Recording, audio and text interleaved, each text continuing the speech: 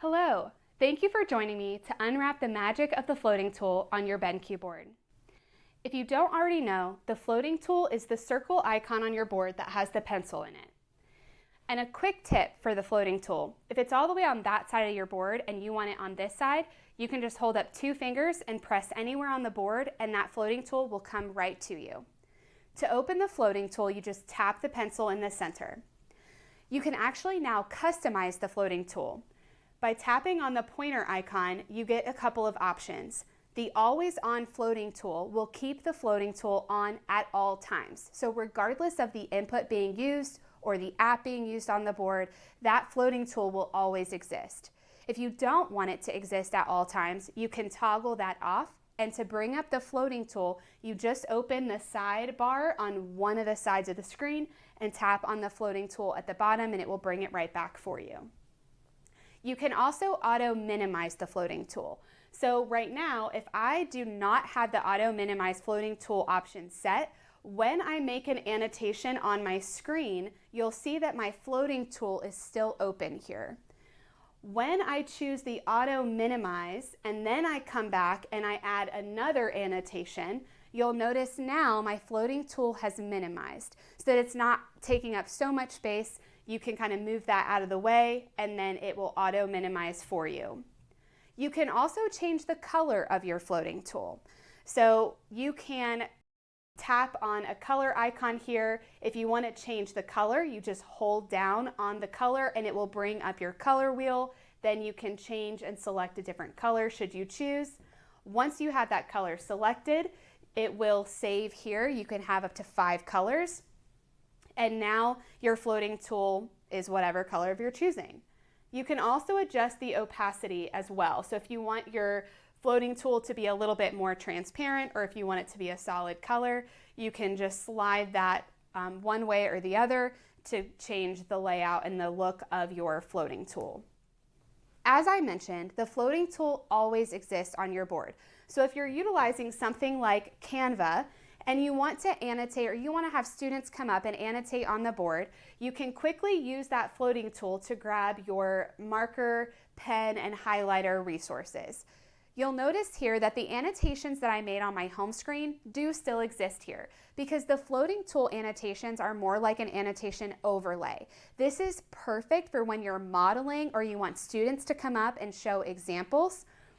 You can easily erase everything by tapping the erase icon and you can just erase all at once, or you can erase just with your finger, or you can do a strike through to erase as well. So now I can have a student come up and I can select my different colors. You can also change your color should you choose. And now I can have my students come up and do the annotation for the activity here on my presentation. If I want to focus on, maybe I want to highlight this because this is something that I'm repeating every day to my students about capitalizing that first letter of the sentence, but I want to save this annotation. I don't want to lose this. I want to drop this into my LMS. I want to save this as a resource for later. I can utilize the screenshot option in the floating tool. So tap the camera, tap the image, and it's going to give you a screenshot window. Now I can just click and drag with one finger to adjust this window. I can resize as well. Once I have that resource that I want to save for later, I have a couple of options here. I can send it directly to my whiteboard, or I can save it to my cloud drive or one of the drives I have connected to my BenQ account. For now, I'm going to tap the whiteboard. So now it just took that picture and it dropped it right into my whiteboard.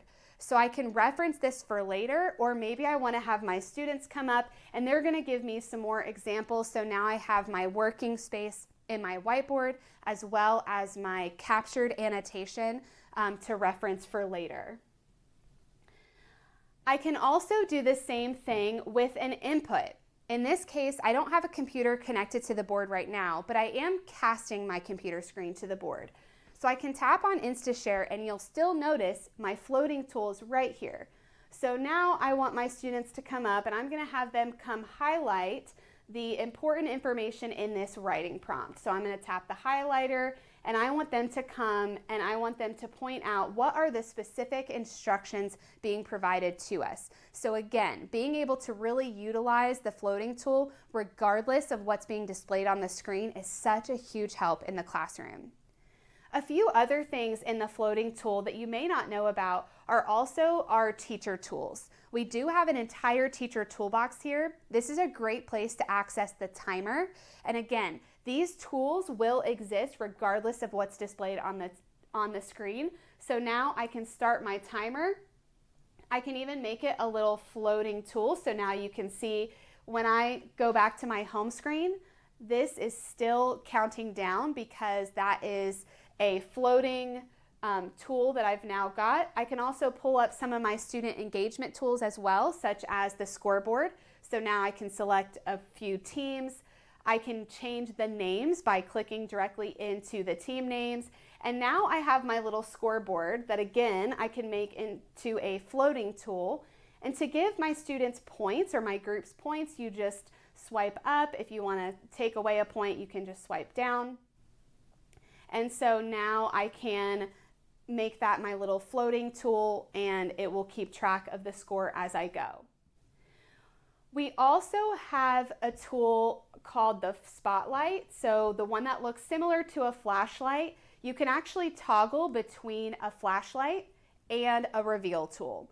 So if I want to spotlight specific information, I can just move around the screen and it's going to spotlight certain information. The settings icon allows you to go between a circle to a square, or in this case, it's going to be an oval. You can also zoom in and out by just pinching your fingers in and out, and you can change the opacity here as well. So if you want it to be a little bit less transparent or you want it to be completely covered up, you have some options here as well.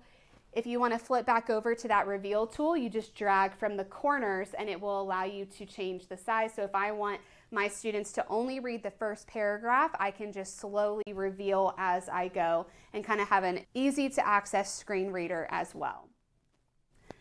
You also have a couple other tools here, such as our spinner.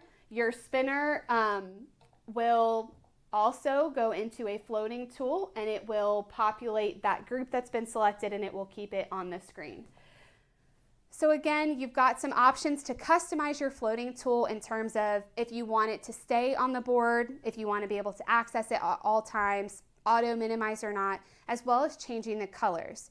And hopefully today you've learned a couple new tricks of how you can really use this regardless of what's being displayed on the screen and quickly grab some of those tools to be your easy sidekick from day to day. Thanks for joining.